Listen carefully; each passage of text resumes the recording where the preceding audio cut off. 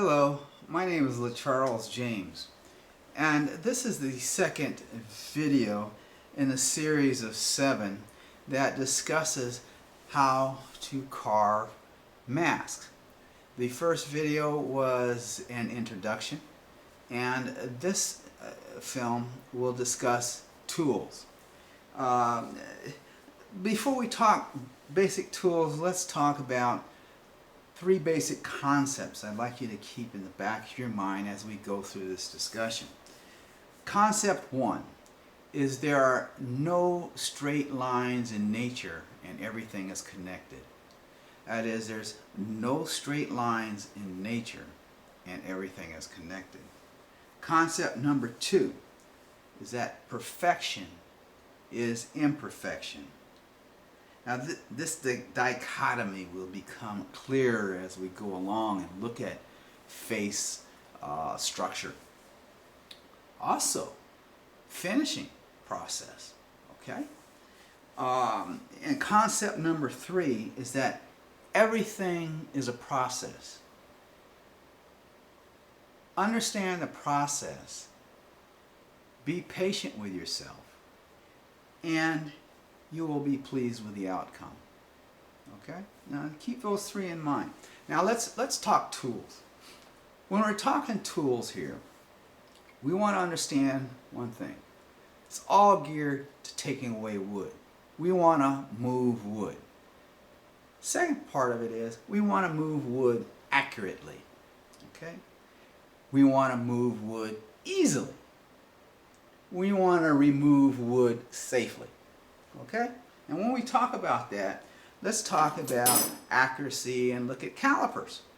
It's an old-time tool that was used a long time ago, but some of the ancients didn't use this tool, but they should have. Width, depth. Okay? When we talk about same depth as the eyes and cheek side to side, this comes in handy. When we're looking at inside width, you know, this really comes in handy. Inside width, yeah. When we're looking at even outside width, or scribing arcs, or from one point to the other, this is a very nice tool. Okay, those are a set of calipers that really come in handy. Let's talk about knives now. I only have one set of knives. This is a handle that is interchangeable. Now, there's a problem with this, but I kind of like it because I can exchange blades fairly rapidly with this. These are 3 of my favorite ones. You notice they're curved, and I can get in there and carve, and the tips of these are, you know, and the roundness of this one arc, they really help in defining some of the features in eyes and lips and creases and things like that. So the other knife I like on this one is this fat one. You know, this fat one, I don't carve much with it, but I do a lot of scraping. And when we get down to a tool, the sandpaper part of it, you'll understand that scraping is an integral part to finishing your project. Now, I said there's a difficulty with this one. Sometimes with this particular tool, it doesn't grip very well, and it can slip out. So I find myself getting a pair of pliers and tightening that real tight, so when I get in there, it doesn't slip out. And so I think it just happens with age. It slips out. Anyway, that's the downside of that one. So there's other knives that you can use or work with. I've just stuck with this one and the little problem it has. The other part of this is these are for lines, details, and moving small parts of wood. When we're talking about large pieces of wood, you're going to look at large gouges. And this is my favorite gouge for moving large amounts of wood. That's like in the beginning part of the project where, you know, we'll talk about that, but it moves a lot of wood. Now when you finish moving a lot of wood and you start getting the shape and you get down to your other smaller gouges like this, okay? Now you see this one is a medium-sized gouge, and I've used that a lot. You see that one? The rest of them, you know, this one, you can see they're used there by the back ends of it, the handles. The other part of the gouges, you're going to be handling that a number of different ways, and you're going to be, you know, and the other part of this is that you'll have a mallet. This is made of ironwood. I just like the heft of this thing. I've been using it a long time, and it hits this thing with a nice crack, you know, and you can control it. I love that mallet. But there are different kinds of mallets. Try it out in your hands. When you start working with these tools, your hands get stronger. In the back of your shoulders start, you know, you're going to work your shoulders and your back a little bit, so, you know, you get in there. So those are geared to refining and moving wood, okay? I have a set of flex tools. These are really nice. They're small, the handle's just right, they hold a good edge. And we'll talk about edges when we get into sharpening, but it's very important that you choose tools that will hold a good edge.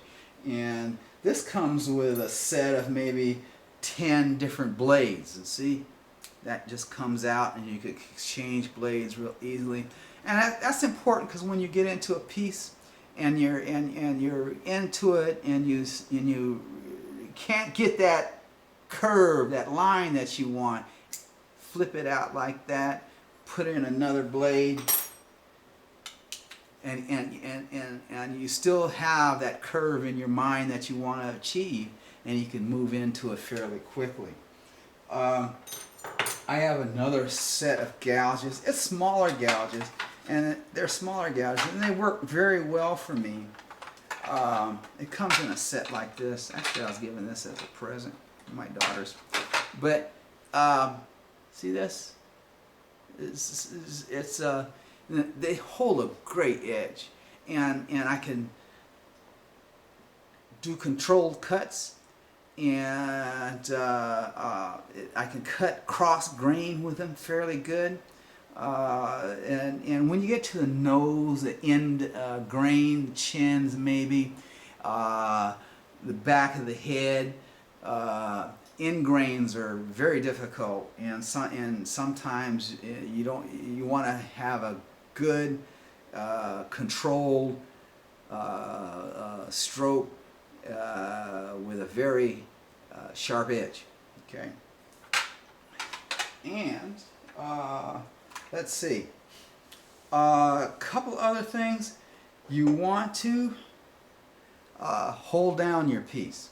Now we'll talk about different hold down techniques when we get into the bench, but you can get various hold downs like this. I've gotten dowels that I've used as dogs that I put in my bench, and we'll talk about those a little later. Also, what I haven't been doing, but what I will start doing, I had my wife make me a canvas pillow, and I'm in the process of filling it with sawdust for sure. But what I found is that I can put my piece on here in the finishing stage and carve on top of this without scratching the finish. And when we get to that part, I hope the pillow will be finished, and we can I can demonstrate this to you. Now, those are the basic hand tools.